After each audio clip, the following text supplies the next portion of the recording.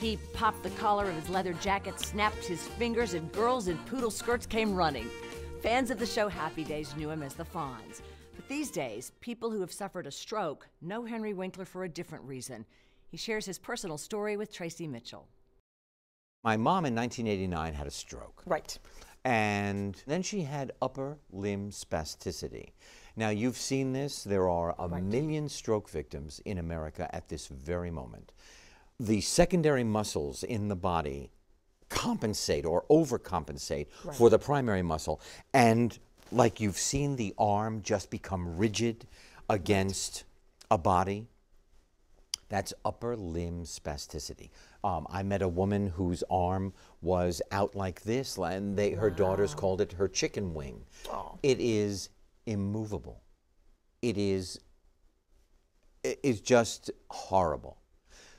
There is now a new therapeutic use for Botox, which I am the spokesperson for, the Open Arms campaign. Right.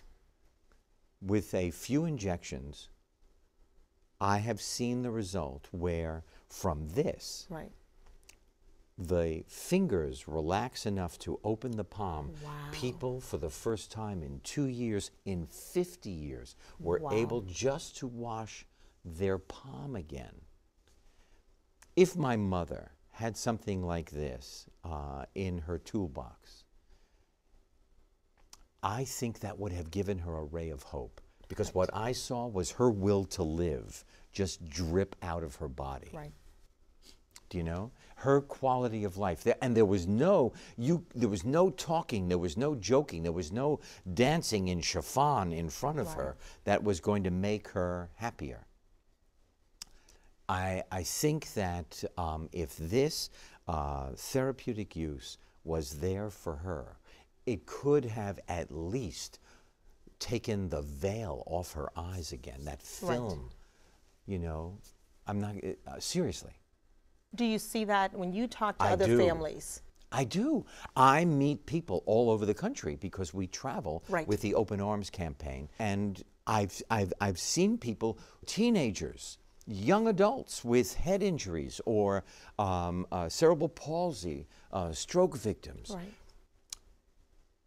all benefit from this very simple idea that a doctor had and went, oh my goodness, we can use this in so many different ways and we'll use it for upper limb spasticity. Well, it has to touch your heart too. I mean, the giving it's amazing. Back. Right. People say, why do you do it? Come with me sometime and meet the people whose lives have been lifted, and you'll know why. Is that important to you as a person to give back to the community in this way and in so other ways? Much. I realized that just in my everyday life, I receive so much warmth on the street.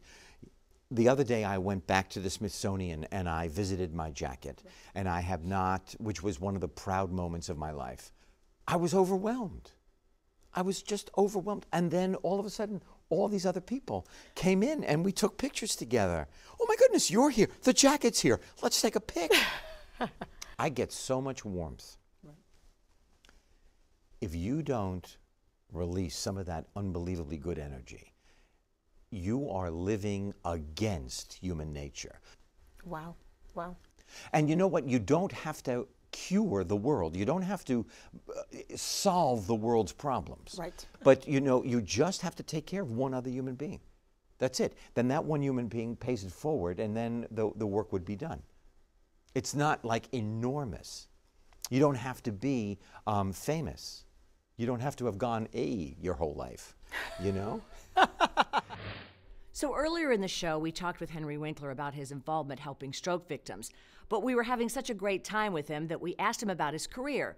He was in the mood to talk, and we were in the mood to listen.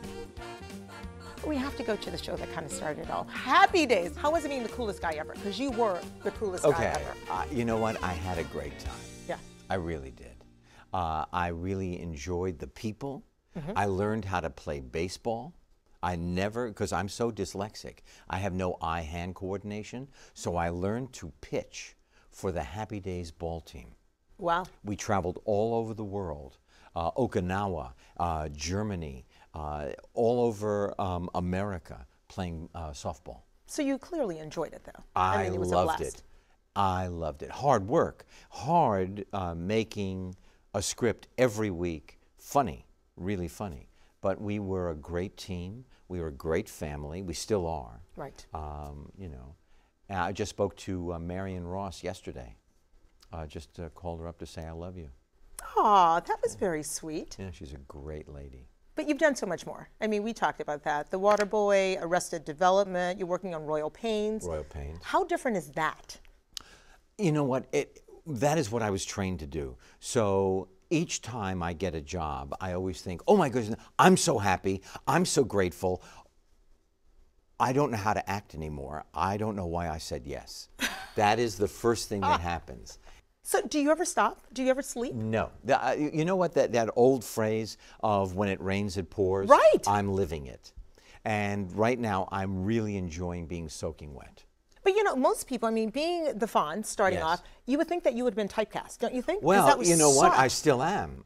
There are roles that, oh, we love him, he's wonderful, but you know, he is the Fonz. So that still follows me, but I don't care because look at all the other great things I get to do. You get to do everything. I get to be here with you. I know. How fun is that? Hello. Yeah, no. Wait, producing? Producing. Directing? Producing, well, here's my metaphor. Okay. Producing is like holding sand in your arms. You never stop the drip. Directing, you get all that sand, you try to get it in one box. Right. As an actor, I get to play in the sand. So what's your favorite? Do you like My playing in the sand? favorite, after everything is said and done, my favorite is acting. Really? And the thing that I'm proudest of are the series of novels that I wrote with my partner, Lynn Oliver, called Hank Zipzer. And you've written 17? The last time I was here in D.C., I had a book signing, as a matter of fact, for Hank Zipzer, yeah. Wow. What's next for you?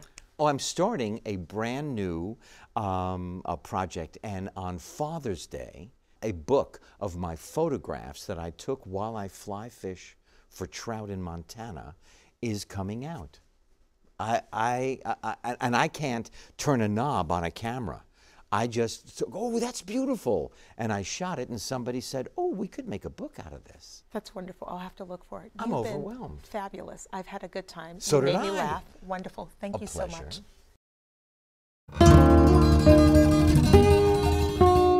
much.